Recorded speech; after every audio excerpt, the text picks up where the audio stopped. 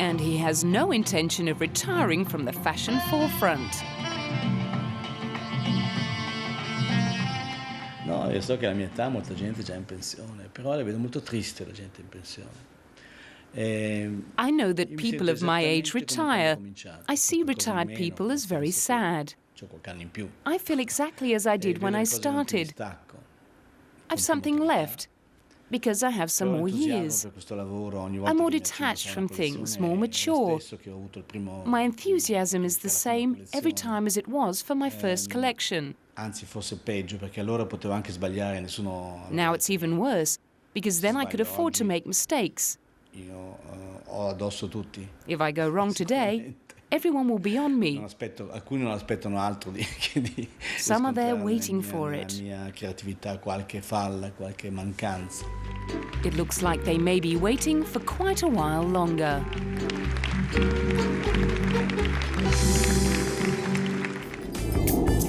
Coming up, Michelangelo.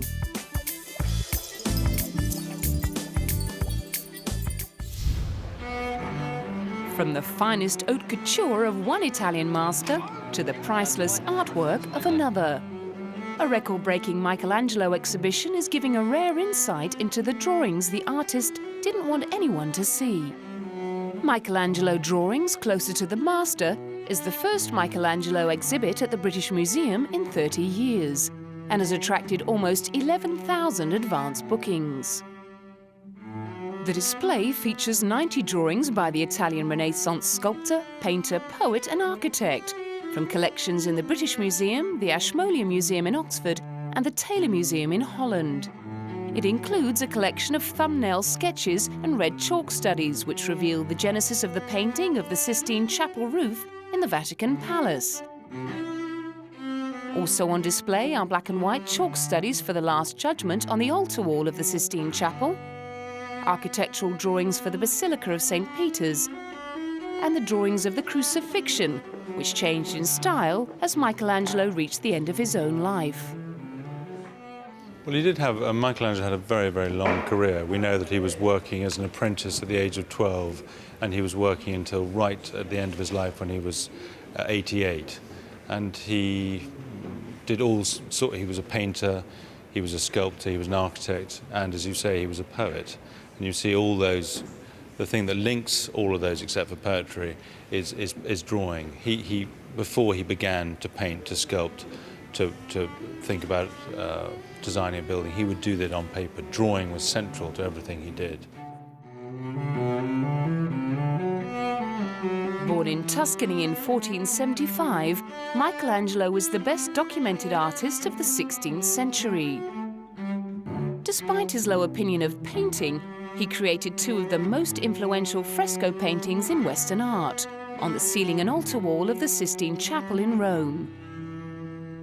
Chapman pointed out Michelangelo himself would not have wanted people to see the technical work that went into his final masterpieces.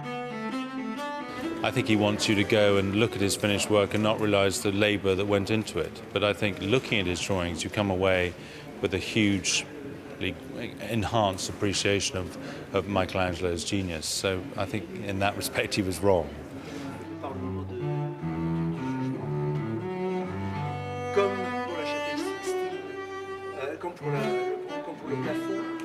Chapman believes the collection at the British Museum sheds a unique light on the man behind the masterpieces and his techniques.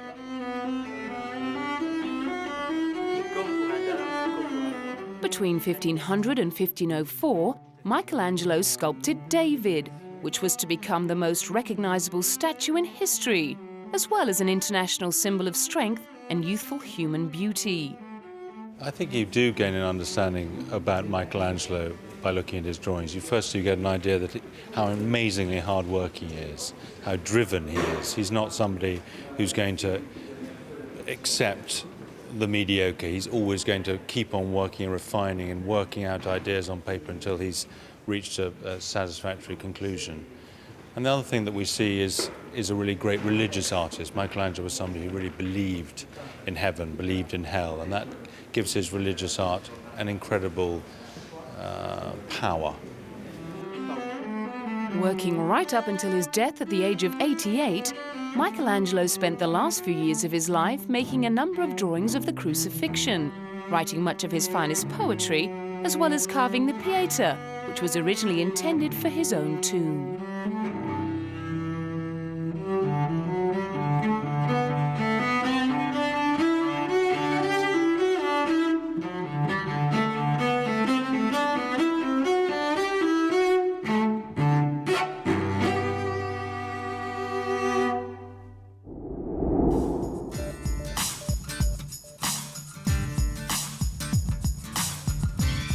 Having acquired a taste for Italian craftsmanship, you might want to drive away in one of these.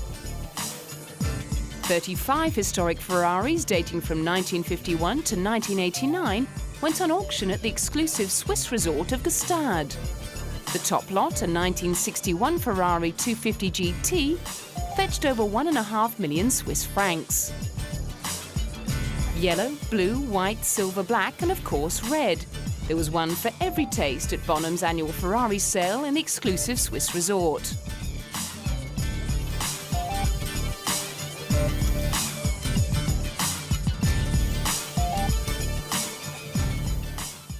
Should we say 475?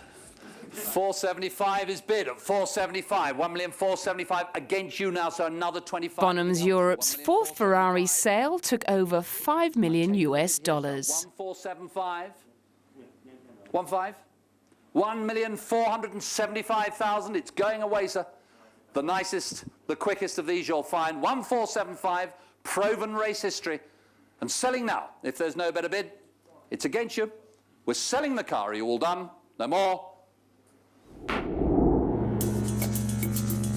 The Queen Mary II may no longer reign as the world's largest cruise ship, but it still wears the crown when it comes to luxury. Relaunched in 2003 after a £550 million overhaul, Cunard's prize superliner spends most of the year ferrying guests between Southampton in England and New York. It stretches 345 metres in length. That's more than 40 metres longer than the Eiffel Tower and weighs 3 times the weight of the Titanic. There's space aboard for more than 2,600 passengers, with almost 1 crew member for every 2 guests. The vessel's 17 decks include 5 swimming pools, sweeping staircases, a grand ballroom, a 360-degree promenade deck, and a host of luxury shops. There's a theatre as well as a cinema. There's a casino, and there's an art gallery with £3 million worth of works on display for purchase. And of course, there's gourmet food in abundance, thanks to the ship's 15 restaurants and bars. Her designer, Stephen Michael Payne, is a truly proud man. Well, Queen Mary II is a true liner. She has all the attributes of the liner. She has the strong hull, she has the pyramid shape, she has the engines that are almost twice the power of a normal cruise ship. And more importantly, she has the hull shape that enables her to go through rough weather without damaging herself and yet making it very comfortable for her passengers. The cabins have the feel and look of a top-class hotel. Each Queen Mary II stateroom is matched with a reserved table at one of the ship's Seaview restaurants, and complimentary room service is available 24 hours a day. And when one tires of a life on the ocean wave, well, there's always shopping. Or an opportunity to enjoy some pampering at the world-renowned Canyon Ranch Spa Club. If you're into health and fitness, there's a state-of-the-art gym and weight room, plus a well-equipped sports deck. Or how about a visit to the planetarium, a wine-tasting seminar, or a walk down History Lane at the Maritime Quest exhibit? When the stars come out in the night sky, the Queen Mary II plays host to some very elegant soirees. Dancers sweep across the Queen's Room, hors d'oeuvres are served in Sir Samuel's wine bar. There's jazz in the Commodore Club, musical shows in the Royal Court Theatre, or you can spin over to the casino with its tuxedoed croupiers, then head down to the G32 disco. Or just retire to the chart room and the crooning tunes of a cabaret singer.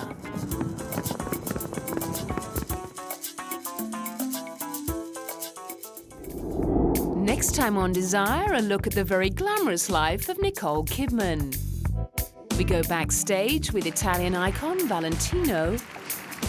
We sneak a peek inside the world's most expensive car. And take a tour of the very royal Monaco. Remember to be careful what you wish for. You may just get it.